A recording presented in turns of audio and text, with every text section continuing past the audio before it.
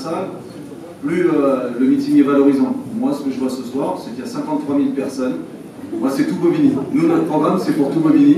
Et ce soir, il n'y a que des Babiniens ici. Donc moi, ça me va droit au cœur. Ça, c'est sincère.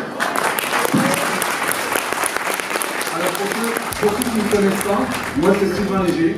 J'ai 48 ans. Et ça fait 48 ans que je suis sur la ville de Bobigny. Et puis, malheureusement, personne ne faisait réellement de la politique, puisqu'on avait des hommes politiques qui s'occupaient de notre ville. J'ai parlé de M. Valbon, mais après, il y a eu M. Biersinger.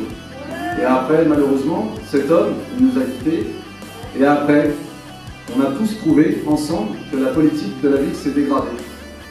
Elle s'est un peu perdue, l'âme, tout s'est un peu dénaturé de notre ville. Et donc en 2008, un peu comme beaucoup d'entre vous, j'ai commencé à regarder un petit peu la politique municipale. Donc en 2008, je me suis inscrit avec Dominique Andréani, qui était une femme charmante et très impliquée pour sa ville, qu'il y en a qui ont connu en tant que directrice d'école. Et je suis parti avec elle dans l'aventure L'autre gauche badinienne. Et puis après, il y a ce virage de 2014, qui est vraiment nauséabond pour notre ville. Et on a tout perdu. Il me semble qu'on a vraiment tout perdu aujourd'hui. Est-ce qu'on s'arrête là? Est-ce qu'on fait le constat? Est-ce qu'on laisse nos politiques nous guider et rechanger notre histoire? Et bien en fin de compte, je me suis aperçu qu'en baladant de quartier en quartier, ça n'a fait que confirmer. On a, nous à Bobigny, un vrai potentiel que tout le monde refuse, mais que tout le monde a toujours refusé. Tout le monde. C'est un potentiel d'implication. Mais c'est des gens qui n'ont pas attendu d'avoir un peu de politique pour essayer de faire quelque chose pour nous. C'est des gens qui sont impliqués depuis des années, en fin de compte. Mais, vous me connaissez un peu pour certains, c'est-à-dire que moi, je n'ai pas de frontières. Et j'ai tendance toujours à tendre les bras et à vivre une aventure ensemble. Le constat que je fais aujourd'hui, c'est que le service de jeunesse d'aujourd'hui et celui que j'ai connu, pour moi, il y a un monde qui les sépare. C'est-à-dire qu'à l'époque de Bernard Massinger, comme tu disais, paix à son âme, le service jeunesse, pour moi, avait beaucoup plus de moyens et surtout, c'était une politique de cœur. C'est-à-dire que c'était une politique qui rassemblait les gens. Ce qu'on aimerait faire, surtout, c'est redonner des moyens au service jeunesse. C'est-à-dire que les parents ont leur rôle chez eux, l'éducation et tout ce que vous voulez, mais une fois que les ados et les enfants sortent dehors, pour moi, c'est un peu au service jeunesse de reprendre le flambeau. Il y a l'école, il y a le service jeunesse, il y a le sport. Un ado, une fois qu'il est à l'extérieur, c'est autre chose. Que ce soit pour le décrochage scolaire, si un jeune demain a un problème, qu'il puisse se confier à la... pour moi, le service jeunesse doit aussi servir à ça. C'est-à-dire que essayer de rattraper, si je peux dire ça comme ça, et essayer de prendre le relais. Aujourd'hui, je ne suis pas là pour une étiquette. Je suis là pour comme il a dit, qui est un ami, qui est un voisin. Et donc, moi, je suis centriste, je ne suis pas encarté. Et moi, je me suis dit, il ne faut pas jouer à mon nombril et me dire, je l'échappe. Je me suis porté candidat. Et quand Sylvain m'en a discuté, je l'écoute. Et à 3 novices, tout le monde va dans le mur. Et tout le monde s'en fout des Babiniens. En fin de compte, tout le monde veut l'écharpe, tout le monde s'en fout. Et ça va être le bazar à la fin. On s'est demandé, qu'attendons-nous d'un maire? Qu'est-ce qu'on attend d'un maire? Parce qu'en fin de compte, jusqu'à maintenant, on a des politiques, mais on n'a pas cette réponse. C'est qu'il soit à l'écoute, réactif, et que son équipe soit à ses côtés et à vos côtés pour établir un lien solide et pérenne avec l'administration, utile pour répondre à vos besoins. Parce que l'administration, aujourd'hui, le service public, c'est la charnière d'une ville, et surtout la locale, et surtout de la préfecture. Qu'il soit fédérateur et force de proposition sur vos projets de vie durant sa mandature. Qu'il soit accessible et présent sur le terrain, collaborant avec tous les acteurs sur les différentes thématiques et problématiques. Qu'il soit présent et vecteur de votre parole lorsque l'État abandonne ses villes et ses engagements sociaux tels que les aides au logement, l'éducation ou encore le soutien aux personnes âgées ou celles en soutien sur le handicap. Je suis enseignant et particulièrement professeur de mathématiques, physique et chimie.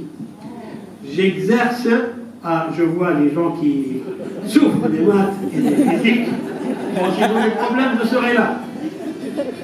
Donc nous, notre programme consiste d'abord à instaurer un service d'élu scolarité.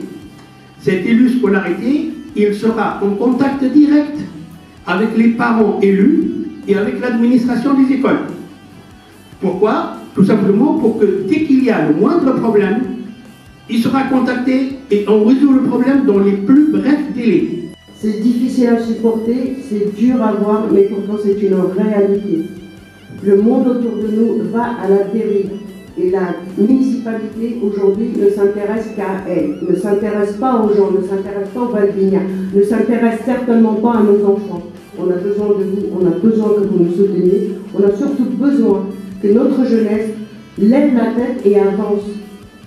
Notre jeunesse a besoin de guide, elle a besoin qu'on la tienne par la main pour ne pas la laisser à la dérive. Nous avons édité une charte avec des valeurs, où l'abolition des privilèges des élus figurera en bonne place. Plus de voitures de fonction, plus de bons d'essence, plus de privilèges aux familles pendant la mandature, plus d'utilisation à outrance de la protection fonctionnelle. Parce qu'ils ont un mauvais comportement, alors hop, je prends le denier balbinien, je fais un procès. On a vécu ça pendant 6 ans. 6 ans. 6 ans, ils en ont utilisé et réutilisé de la protection fonctionnelle. Fini. Ou encore la destitution du mandat. Si tout élu est impliqué dans une affaire judiciaire, je peux vous assurer que s'il y a un membre de l'équipe qui est de près ou de loin inquiété par la justice sur une mauvaise action, il sera démis de ses fonctions. Je vous expliquais un petit peu les opportunités qu'il y avait dans le monde de l'informatique, mais je vais vous parler maintenant de pourquoi est-ce que je me suis engagé. Parce qu'il y a des personnes dans la salle qui me connaissent et qui vous diront « Amine, il n'a pas confiance aux partis politiques ». C'est pour ça que j'étais très peu politisé dans le passé et jusqu'à aujourd'hui. Mais ce que j'aimerais, c'est rendre à Bobigny ce qu'elle mérite. Et quand je parle de Bobigny, je ne parle pas du territoire, je parle des Balbéniens. J'aimerais, vu que le projet de Grand Paris arrive à grands pas, lui donner la place qu'elle mérite, et non pas celle d'une commune de second rang. Parce que c'est ce qui va arriver si on ne fait rien. En tout cas, si ça continue tel que c'est le cas en ce moment. Je vais vous expliquer un petit peu notre projet, qu'on a décidé d'appeler Bobigny simplement digital, et il s'articule en 3 pendants. Le premier, ça va être l'accompagnement à ce qu'on appelle les personnes en difficulté numérique. Le deuxième, comme j'en ai déjà parlé un petit peu, c'est une aide à l'insertion dans les métiers du numérique. Et troisièmement, ce qu'on souhaiterait faire, ce serait réapproprier tous les services numériques de la ville de Bobigny aux Balbiniens, parce que ce n'est pas le cas aujourd'hui.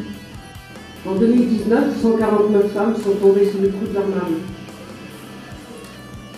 Et d'autres, malheureusement des centaines, dans une détresse absolue. Et là, on a besoin de vous aussi pour les aider, pour les soutenir. C'est pas toujours facile, c'est pas toujours évident à ces personnes-là qui sont battues, malmenées, de venir demander de l'aide. Depuis le décès tragique de M. Bersinger, nous sommes dans l'attente de revoir une politique équivalente sur notre ville de Bobigny, une politique sociale, mais pas obligatoirement la politique de l'assistanat. Beaucoup se sont perdus dans cette définition. La politique sociale, c'est du partage des richesses intellectuelles, matérielles et surtout culturelles. Sylvain m'a convaincu de le rejoindre dans cette liste humaniste, alors par un biais tout à fait étonnant, à l'aide d'un jus de pomme. Jus de pomme que vous pouvez trouver au panier balbinien, un peu de pub, les surfaces municipales en friche, dans l'art, les pseudo-pelouses qu'on a tous dans les cités, doivent être ouvertes aux jardiniers dans l'âme avec l'aide des services techniques de la ville. Il faut replanter beaucoup d'arbres avec une grande diversité, notamment des arbres fruitiers, qui vont apporter plein de bienfaits, d'abord de la production d'oxygène, un abaissement significatif de la température en été, des fruits. Pour la construction de ce programme, on s'est dit, la plupart du temps, on nous impose un programme politique. C'est-à-dire que ça part de là-haut, et puis ça redescend jusqu'en bas, et puis on dit, c'est comme ça. Et en fin de compte, aujourd'hui, pour avoir intégré le groupe RATP, comme je vous ai expliqué, c'est une entreprise qui se remet tous les jours en question. Et aujourd'hui, la société, vous avez pu voir, tous les jours, elle se remet en question, et tous les jours, il y a des changements. Donc, on a travaillé, savoir les doléances des uns, les problèmes des autres, aussi les avantages, les bienfaits. Et on a dit, on va écrire ce programme comme ça, ensemble. Donc, un programme balbinien, mais ouvert. Parce que, de toute manière, la société, elle se remettra en question demain. Et même tout à l'heure, quand on va fermer, il suffit qu'il y ait un énarque là-haut qui décide encore quelque chose à nous enlever un acquis. Vous verrez que demain, la semaine prochaine, il y a encore des choses qui vont changer. C'est vrai que je ne suis pas déçu du tout, je vous l'avoue. Quand il m'a fait connaître l'équipe, Sabrina, et tant d'autres, parce qu'il y a beaucoup de jeunes, vous allez voir, vous n'allez pas être déçus, c'est une très bonne liste. Et j'ai vu que c'était des jeunes fonceurs. Ils veulent gagner la vie pour eux. Je vous remercie pour eux, parce que c'est surtout eux qui en mérite. Ils font beaucoup de travail, hein, je peux vous dire.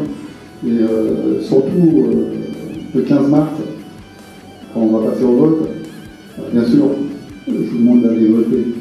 Il ne faut pas rester, parce que sinon l'abstention va gagner, et l'abstention, c'est eux. Hein, donc c'est eux qui vont gagner, hein, si personne ne se mobilise. Hein. Donc allez voter. Et comme je dis toujours, parce qu'il y a beaucoup qui ont peur, hein, parce qu'on leur fait peur. Il n'y a pas de caméra dans l'isoloir.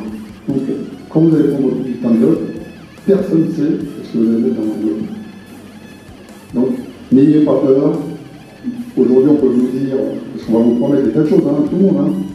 Il y aura un appartement, et vous n'aurez pas l'appartement. Hein. Il y aura un travail, et vous n'aurez pas le travail. Hein. Il n'est pas acceptable que nos concitoyens doivent attendre parfois plus de 10 ans avant d'obtenir un logement décent. Il n'est pas acceptable que cette mixité culturelle, la richesse de Bobigny, ne soit pas le trait d'union entre nous. J'appelle à une fusion, car là, ça, c'est notre force. À nous de créer les outils d'une reconquête sociale, économique, culturelle, mais surtout humaine. À vous de saisir et de reprendre votre destin en main. Et pour la suite du programme, je vous invite à Racine prochainement. Et je vous remercie tous. Et je vais inviter que seulement une partie de notre équipe à nous rejoindre. Et au fur et à mesure des prochains meetings, vous découvrirez au fur et à mesure les autres participants à cette liste. Je vous en remercie.